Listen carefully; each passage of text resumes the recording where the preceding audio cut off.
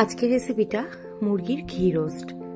আমার রান্নাকে ভালোবাসার পেছনে আরও একটা কারণ হলো আমার হাজবেন্ড প্রচণ্ড খেতে ভালোবাসে, আর তার জন্যেই বিভিন্ন ধরনের রান্না ট্রাই করি, আর সঙ্গে এখন তোমাদের সাথেও শেয়ার করি। তবে এই চিকেন ঘি রোস্টের রেসিপিটা কিন্তু আমার হাজবেন্ডই পাঠিয়েছিল, যেটা কিনা আমি আমার মতো করে করেছি। এখানে আমি সবার আগে চিকেন নিয়ে নিয়েছিলাম 1 কেজি।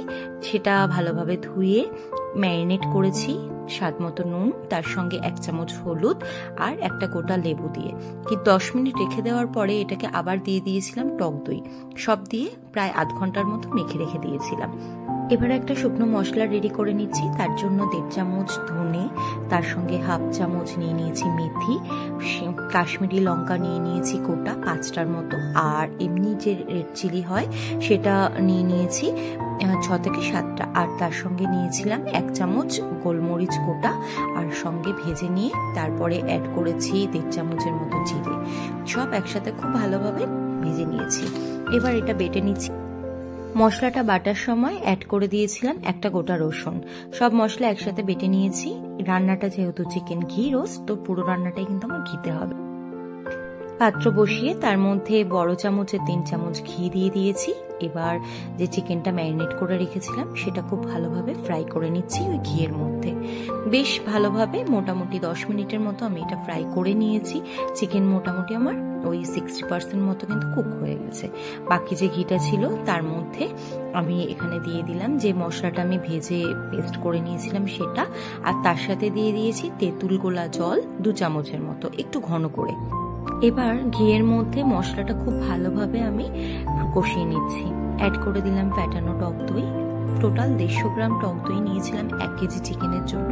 সেখানে আমি ধরো ওই 100 গ্রামের মতো, মানে 5 চামচ বড় বড় সেই চামচ দিয়ে আমি ম্যারিনেশনের সময় চিকেনে দিয়েছিলাম, আর বাকি যেটুকুনি ছিল সেটা আমি কষানোর সময় দিয়ে দিলাম। মশলা আমার খুব ভালোভাবে একদম কষানো হয়ে গেছিল। তারপরে অ্যাড করে দিলাম ভেজে রাখা চিকেনগুলো দিয়ে খুব ভালোভাবে মশলার সাথে কষিয়ে নিয়েছি। অ্যাড করে দিয়েছি স্বাদ মতো নুন, আর তারপরে খুব ভালোভাবে এটা নেড়ে চেড়ে নিচ্ছি। মাঝে মাঝে একটু নাড়তে হবে যাতে নিচে লেগে না যায় মশলা। উপর থেকে এরকম তেল বেরিয়ে আসলে তারপরে দিয়ে দিলাম বেশ খানিকটা কারি পাতা, যেটা হাতে দিয়ে ছিঁড়েই দিয়ে দিয়েছি। আর অ্যাড করে দিয়েছি 1 চামচ বড় চামচের গুড়। এখানে তোমরা গুড়ের জায়গায় চিনিও অ্যাড করতে পারো। টক, ঝাল আর মিষ্টি তিনটেই এই রান্নাটাতে ব্যালেন্স লাগবে। সবকিছু একসাথে দিয়ে খুব ভালোভাবে আরো কিছুক্ষণ রান্না করে নিচ্ছি। এবার রান্নার শেষ পর্যায়ে ওপর থেকে আরো একটুখানি ঘি ছড়িয়ে দিলাম, আর দিয়ে দিলাম পেঁয়াজের আগে থেকে ভেজে আমি বেরেস্তা করে রেখেছিলাম, সেটাও অ্যাড করে দিলাম। এই দুটো জিনিস আমি একটু এক্সট্রা ভাবেই অ্যাড করেছি রান্নার মধ্যে।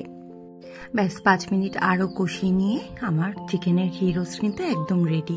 এবার এটাকে তোমরা সার্ভ করতে পারো রুটি, পরাঠা বা ভাতের সাথে। আমি কিন্তু একদম গ্যারেন্টি দিয়ে বলছি, একবার যদি খাও এটা কিন্তু মুখে লেগে থাকবে, বারবার খেতে ইচ্ছা করবে। তো আমি এটা রুটির সাথেই সার্ভ করেছিলাম, কিন্তু খেয়ে আমার মনে হলো ভাতের সাথে না খেলে কিন্তু এই স্বাদটা কিন্তু পুরোপুরি আমি পাবো না, তাই নিয়ে নিলাম। অবশ্যই বাড়িতে ট্রাই করো, ভালো লাগলে আমাকে জানাতে ভুলো না। ভিডিও ভালো লাগলে একটা লাইক করো।